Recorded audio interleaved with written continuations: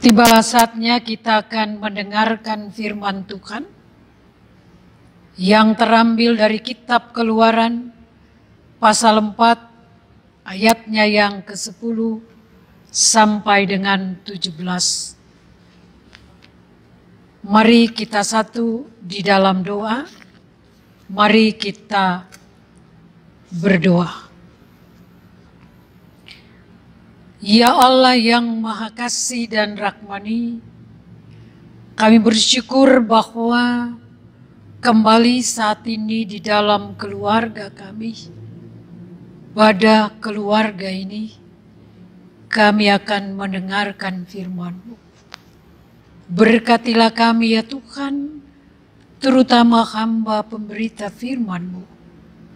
Dan biarlah firman menjadi berkat yang baik di dalam pribadi, rumah tangga, dan juga persekutuan kami. Terima kasih Tuhan, terpujilah Engkau kekal selamanya. Amin.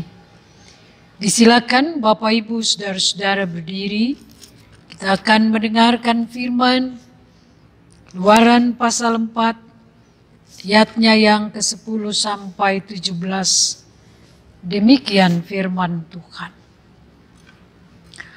Lalu kata Musa kepada Tuhan, Tuhan, aku ini tidak pandai bicara, dahulu pun tidak, dan sejak Engkau berfirman kepada hamba-Mu pun tidak, sebab aku berat mulut dan berat lidah.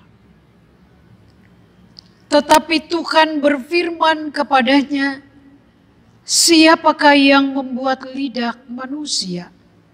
Siapakah yang membuat orang bisu atau tuli? Membuat orang melihat atau buta? Bukankah aku, yakni Tuhan? Oleh sebab itu, pergilah, aku akan menyertai lidahmu dan mengajar engkau apa yang harus kau katakan. Tetapi Musa berkata, Tuhan, utuslah kiranya siapa saja yang patut kau utus. Maka bangkitlah murka Tuhan terhadap Musa dan ia berfirman, bukankah di situ Harun orang Lewi itu kakakmu? Aku tahu bahwa ia pandai bicara. Lagi pula ia telah berangkat menjumpai engkau. Dan apabila ia melihat engkau, ia akan bersukacita dalam hatinya. Maka engkau harus berbicara kepadanya dan menaruh perkataan itu ke dalam mulutnya. Aku akan menyertai lidahmu dan lidahnya dan mengajarkan kepadamu apa yang harus kamu lakukan. Ia harus berbicara bagimu kepada bangsa itu. Dengan demikian, ia akan menjadi penyambung lidahmu, dan engkau akan menjadi seperti Allah baginya. Dan bawalah tongkat ini di tanganmu, yang harus kau pakai untuk membuat tanda-tanda mujizat. Demikianlah firman Tuhan, terpujilah Yesus Kristus. Haleluya. Haleluya. Haleluya. Haleluya. Dari dalam pembacaan firman terangkat satu tema renungan, kekurangan manusia dan kuasa Allah. Bapak Ibu saudara-saudara yang kekasih dalam Kristus, ketika Tuhan mengutus, tidak mungkin kita bisa menolak penolakan Tuhan untuk mengutus kita. Jangan dulu kita pikirkan tanggung jawab yang begitu berat. Namun percayalah, ketika Tuhan mengutus, pasti Ia memberkati. Bapak Ibu saudara-saudara yang kekasih dalam Tuhan, tugas dan tanggung jawab yang Tuhan Allah berikan atau percayakan kepada Musa bukanlah tanggung jawab yang ringan.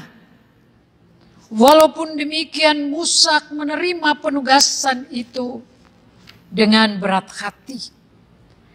Ketika Musa terus bercakap-cakap dengan Allah di semak menyala-nyala, Musa ingin mengundurkan diri dari peran kepemimpinan yang sangat besar itu. Karena selama bertahun-tahun Musa telah hidup sebagai seorang gembala yang terasing. Ia hanya bisa menjaga binatang ternak dan mempertahankan persahabatan di lingkungan sekitar itu. Ia tidak pernah bisa memikirkan bagaimanakah atau dapatkah bangsa Israel menerimanya dalam pemutusan untuk membebaskan mereka dari tanah Mesir. Sekarang Allah menyuruhnya pergi ke Mesir menghadap Firaun dan kemudian memimpin orang-orang Ibrani atau Israel keluar dari tanah Mesir. Tentu Musa merasa tidak sanggup. Padahal Musa tahu tidak mungkin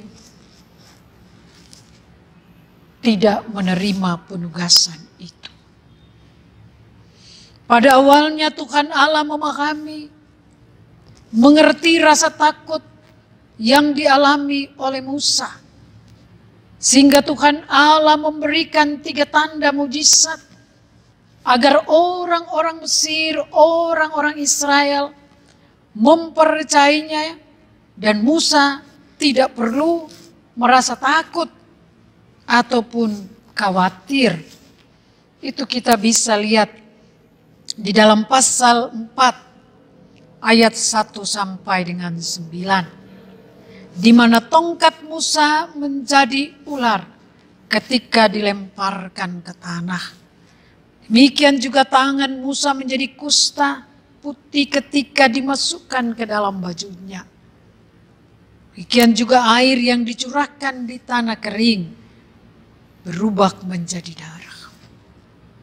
Maknanya adalah Bapak Ibu saudara-saudara tanda ini bahwa memang Mesir sudah dipenuhi dengan berhala. Tapi tidak mungkin berhala bisa mengalahkan kuasa Allah. Manusia takut dengan sakit penyakit. Tetapi kenapa manusia tidak mau mendekatkan diri dengan Tuhan? Bahkan sungai Nil, simbol perekonomian Mesir. Ketika wabah itu terjadi, apa kira-kira yang bisa diambil dari tanah Mesir itu sendiri?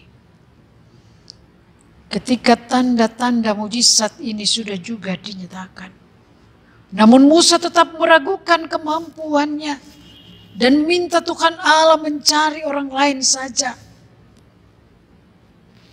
Allah sangat marah dan murka. Bagi Allah, Musa sekarang menunjukkan hatinya yang tidak taat. Tapi tidak mungkin Allah juga membenci Musa.